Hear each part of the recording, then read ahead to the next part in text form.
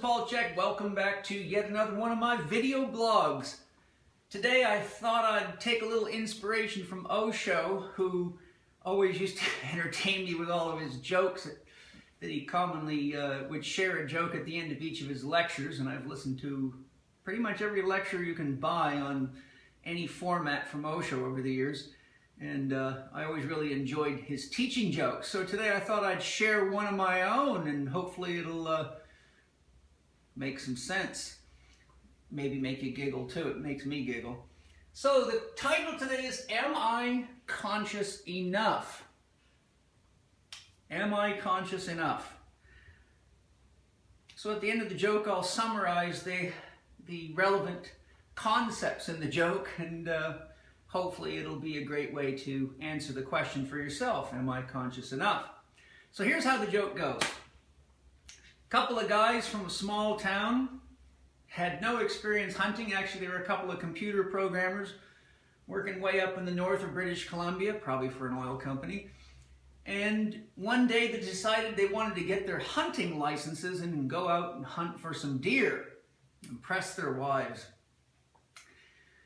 So they went to hunter training, and they got their hunter's license, and then they said, well, let's go on a hunting trip. And one said to the other, where do you want to go? And they said, I don't know. Why don't we just go for a drive, and when we find some place that looks safe to go hunting, let's go for it.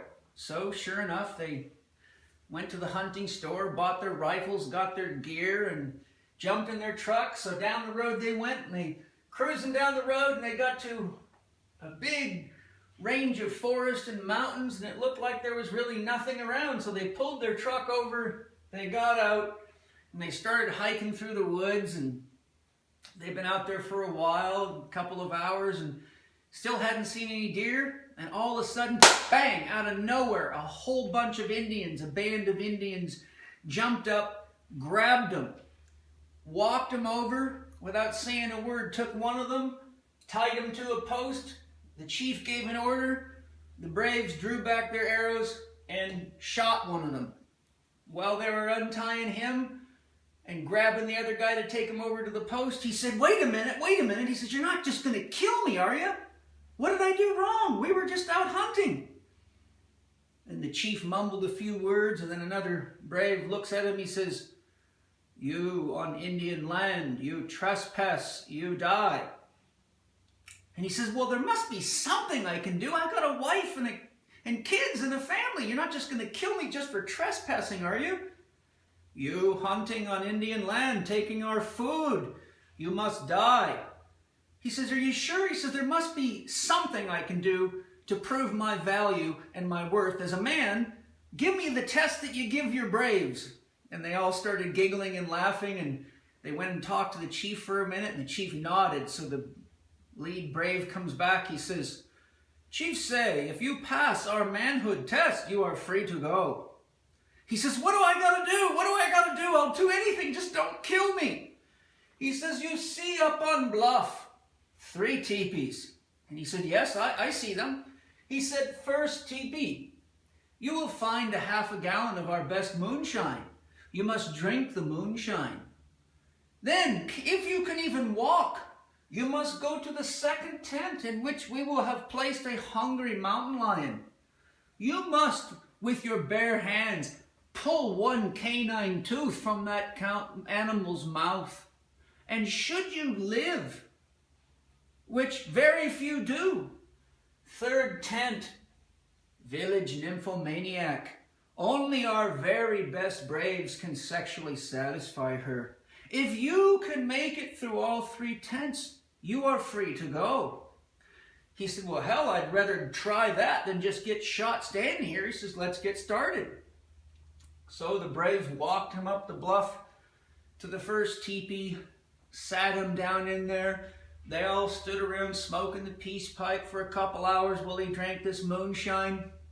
Finally, he gets up. He is completely drunk. He says, all right, I'm ready. What's next?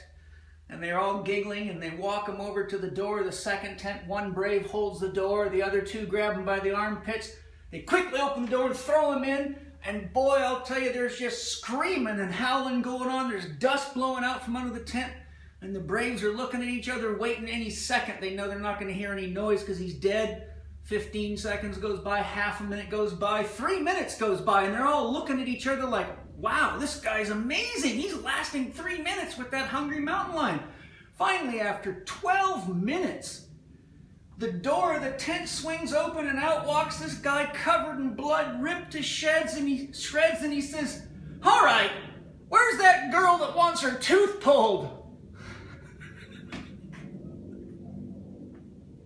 Okay. So, am I conscious enough? Am I conscious enough? Let's take a look at what the joke's really saying. 1, in translation, know the territory. There's always a cost for taking life, no matter where you go. If you're killing something and you're not doing something intelligent with it, like actually eating it and not wasting it, you're throwing Mother Nature out of balance and you're being disrespectful. 2, if you're going into somebody else's backyard, it's a good idea to drive down the street a little further and use a map and make sure that you're not trespassing, because people don't take it kindly when you trot on their land and kill their animals. Think about that from the perspective of the United States government. 2, moonshine.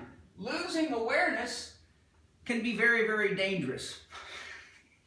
So, we all like to party, including me. But look how many people ruin their lives and get very confused about what's really important because they're perpetually drunk, stoned, and negating the real things we need to be aware of in life and be conscious of for the safety and harmony of not only our lives and our relationships, but with Mother Nature herself. So the moonshine symbolizes losing consciousness. Next, the mountain lion. There's a simple message there. Don't screw with Mother Nature. And she didn't need her teeth pulled before we came along and started poisoning her with all of our so-called scientific foods. So, be careful. When you start losing consciousness and you're not paying attention to the essentials and you can't follow directions, your life gets real interesting and shitty, and you might be lucky if you make it out of that tent, as a metaphor. 3rd, if you don't know what a woman wants, losing consciousness never helps. I'm sure there's plenty of women that would agree with me out there. Life is about relationships. He certainly wanted to be with his family, but not enough to even check a map to make sure he knew where he was at before he went off and started killing other people's animals and disrespecting people. So we have to stay aware, and we have to learn that relationships are all about being aware of what your partner's needs are, or your co-worker's needs are, and they of yours. There's no escaping. We can't become conscious. The whole concept of spiritual development is useless without relationships. A man by himself in the middle of nowhere never knows himself until somebody comes along and points things out that he's unaware of or she's unaware of. So we all need each other. We also need nature more than we need each other, because without her there's no basis for the relationships. We have no way to live. So I hope you enjoyed my little joke today. So the closing reminder is, always ask yourself, how conscious is conscious enough? And if I'm going to go create unconsciousness in myself, have I met the prerequisites of making sure that I'm safe, that my family's safe, I know where I'm going, I know how to get home, I'm not going to make a fool of myself, and I'm not going to ruin my life or somebody else's life. Hope you enjoyed my little story today. Look forward to sharing something with you soon.